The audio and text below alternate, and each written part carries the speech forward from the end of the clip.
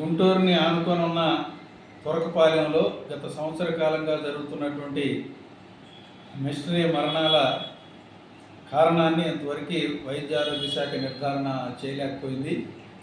ప్రభుత్వం దాని మీద అనేక ప్రయత్నాలు చేస్తున్నప్పటికీ కూడా కొలిక్కి రాలేదు. దీన్ని మరొకటే ముందే మన పక్కమటే తూర్పు వైపున చేబ్రోలు గ్రామంలో శివారుగా ఉన్నటువంటి కొత్తరెడ్డిపాలెంలో ఇలాంటి కేసులు బయటపడుతున్నాయి అనేటువంటిది ఇవాళ పత్రికల్లో వచ్చింది. అయితే గత 4 రోజులుగా అదే గ్రామానికి సంబంధించినటువంటి ఆశా వర్కరు జ్వరంతో బాధపడుతూ ప్రైవేట్ ఆసుపత్రిలో చికిత్స పొందుతూ రాత్రి చనిపోవటం అనేటువంటి జరిగింది.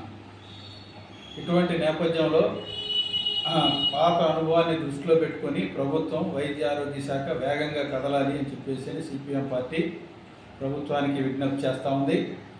తక్షణమే చేబ్రోలు, కొత్తరెడ్డిపాలెం, పాతిరెడ్డిపాలెం ఈ 3 గ్రామాలకు సంబంధించినటువంటి క్లస్టర్గా ఉన్నటువంటి ప్రతి ఇంటికి కూడా వెంటనే వైద్య పరీక్షలు చేయాలి.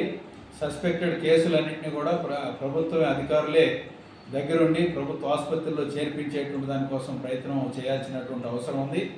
అక్కడ 24 గంటల మెడికల్ క్యాంప్ కూడా నిర్వహించాలి అని చెప్పేసి సిపిఎం పార్టీ డిమాండ్ చేస్తాము.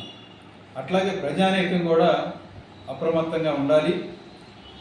జ్వరాలకు సంబంధించినటువంటిది కానీ ఇతరతర అనారోగ్యాలకు సంబంధించి కానీ ఏదైనా సందేహం ఉంటే అశ్రద్ధ చేయకుండా తక్షణమే అక్కడ చేబ్రోల్లో ప్రభుత్వ హాస్పిటల్ ఉంది, పిహెచ్సి, అక్కడికి వెళ్ళి పరీక్ష చేయించాలి.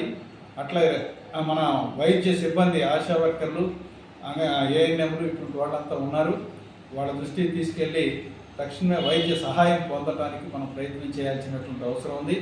ఇది ఒక పక్క ప్రజానీకం, రెండో పక్క ప్రభుత్వం కూడా తక్షణమే అప్రమత్తమయ్యి ఈ తురకపాలెం యొక్క దుష్పరిణామాలు వీటన్నిటిని పునరావృతం కాకుండా చేబ్రోలులో ఉండేటువంటి ప్రజల యొక్క ప్రాణాలు పోకుండా ఉమ్మడి ప్రయత్నాలు చేయాల్సినటువంటి అవసరం ఉందని సిపిఎం పార్టీ అభిప్రాయపడతాము.